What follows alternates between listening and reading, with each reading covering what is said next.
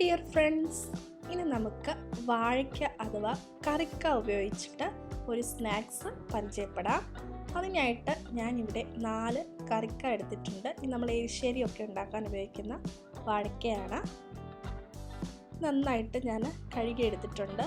ഇത് 3ആയിട്ട് നമുക്കൊന്ന് കട്ട് ചെയ്ത് കൊടുക്കാം.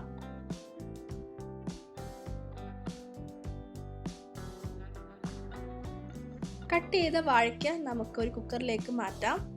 അതിനുശേഷം അതിലേക്ക് കുറച്ച് വെള്ളം കൂടി ഒഴിക്കാം. ഈ കായ ഒന്ന് മുങ്ങിക്കിടക്കത്തക്കവണ്ണം വേണം വെള്ളം ഒഴിച്ചു കൊടുക്കാൻ. അതിനുശേഷം നമുക്കിതൊരു 4 വിസിൽ വരത്തക്കവണ്ണം ഒന്ന് വേവിച്ചെടുക്കാം. ഇപ്പം നമ്മുടെ കറിക്ക വെന്ത് കിട്ടിയിട്ടുണ്ട്. ഇനി നമുക്കിതിൻ്റെ തൊലി ഒന്ന് മാറ്റണം. ചൂടൊന്ന് ആറിയതിന് ശേഷം നമുക്ക് ഇതിൻ്റെ തൊലി ഇതുപോലെ ഒന്ന് മാറ്റി കൊടുക്കാം.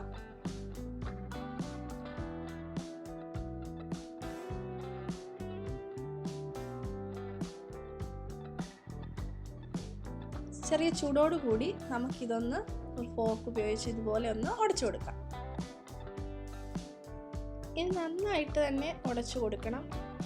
കട്ടകളൊന്നും ഇല്ലാതെ തന്നെ നന്നായിട്ട് ഇതുപോലെ ഒന്ന് ഉടച്ചു കൊടുക്കുക. ഇപ്പം ഇത് നന്നായിട്ട് ഉടച്ചു കിട്ടിയിട്ടുണ്ട്. ഇനി ഞാൻ ഇതിലേക്ക് കറിവേപ്പില ചെറുതായിട്ട് അരിഞ്ഞതും ഒരു ചെറിയ കഷ്ണം ഇഞ്ചി ചെറുതായിട്ട് അരിഞ്ഞതും 2 പച്ചമുളക് വട്ടത്തിൽ അരിഞ്ഞതും ഒരു വലിയ സവോള ചെറുതായിട്ട് അരിഞ്ഞതും കൂടി ഒന്ന് ഇട്ട് കൊടുക്കുകയാണ്. ഇനി ഇതിലേക്ക് ജസ്റ്റ് ഒന്ന് ചതച്ച 1/2 ടീസ്പൂൺ പെരുംജീരകം ചേർത്ത് കൊടുക്കാം. 1/4 ടീസ്പൂൺ നല്ല ജീരകം ചേർത്ത് കൊടുക്കാം. 1/4 ടീസ്പൂൺ മഞ്ഞൾപ്പൊടിയും 1/2 ടീസ്പൂൺ കാശ്മീരി ചില്ലി പൗഡറും കൂടി ചേർത്ത് കൊടുക്കാം. ഇനി ആവശ്യത്തിന് ഉപ്പ് ചേർത്ത് കൊടുക്കാം. 2 ടേബിൾ സ്പൂൺ അരിപ്പൊടി ചേർത്ത് കൊടുക്കാം. എന്നിട്ട് ഇതെല്ലാം കൂടി നന്നായിട്ട് കൈ ഉപയോഗിച്ചൊന്ന് കുഴച്ചെടുക്കാം.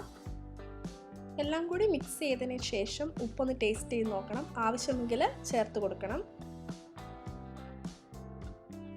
ഇപ്പം നന്നായിട്ട് കുഴച്ച് കിട്ടിയിട്ടുണ്ട്. ചെറിയ ഉരുളകളാക്കി എടുത്തിട്ട് കട്ട്ലേറ്റിൻ്റെ ഷേപ്പിൽ ഒന്ന് ഷേപ്പ് ചെയ്തെടുക്കാം. നിങ്ങൾക്ക് ഇഷ്ടമുള്ള ഷേപ്പ് ചെയ്യാം. ഞാനിവിടെ റൗണ്ട് ഷേപ്പിലാണ് എടുത്തത്. സാധാരണ കട്ട്ലേറ്റിനെ പോലെ ബ്രെഡ് ക്രംസിൽ മുക്കി ഫ്രൈ ചെയ്യേണ്ട ആവശ്യമില്ല. കാരണം നമ്മൾ റൈസ് ഫ്ലവർ ചേർത്തിട്ടുള്ളത് കൊണ്ട് നന്നായിട്ട് മുരിഞ്ഞ് കിട്ടും. അങ്ങനെ 12 പീസ് നമുക്ക് കിട്ടിയിട്ടുണ്ട്. നമുക്കിതൊന്ന് ഫ്രൈ ചെയ്തെടുക്കാം.